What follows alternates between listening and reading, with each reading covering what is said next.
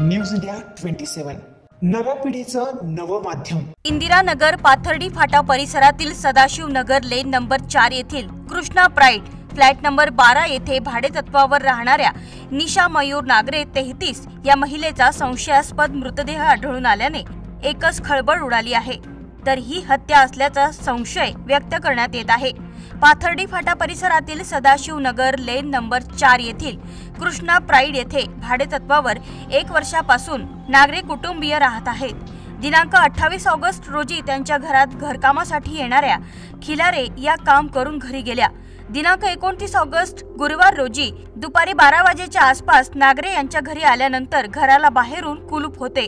त्यांच्या घराची दुसरी चावी खिलारे यांच्याकडे असल्याने त्यांनी कुलूप उघडून घरात प्रवेश केला।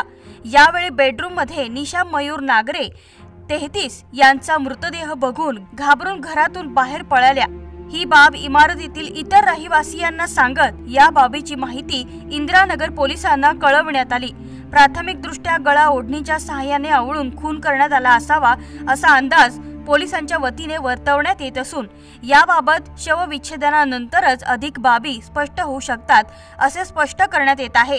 तर सद्यस्थितीत इंदिरानगर पोलिसात अकस्मात मृत्यूची नोंद करण्यात आली असून मयत महिलेचा पती मयूर नागरे याच्याशी संपर्क साधण्याचा प्रयत्न पोलीस करत असून संपर्क होऊ शकला नसल्याची खात्रीलायक माहिती मिळत आहे। इंदिरानगर पोलीस स्टेशन हद्दीमध्ये सदाशिव नगर येथे कृष्णा प्राइड बिल्डिंग मध्ये एक दाम्पत्य राहत होतं।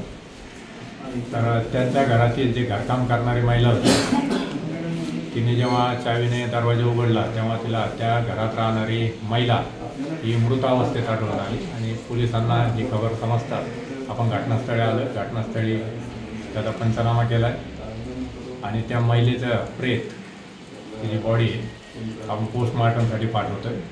कशाने मयत झाली त्यानंतर निश्चित कळून येईल। तोपर्यंत ती महिला कोण आहे किंवा तिची आयडेंटिटी काय आहे, तिच्याबरोबर राहत होता, तिच्या जो काही पुरुष होता तिची आयडेंटिटी काय आहे याचा शोध आमचा सुरू आहे। सर ते प्रथम दर्शनी काय वाटतं गळा दाबून कशाने आता ती संशयास्पद स्थितीत मृत्यू झालेला दिसतोय। आम्ही तो पोस्टमॉर्टमला पाठवतो त्यानंतरच आपल्याला नक्की कारण निश्चित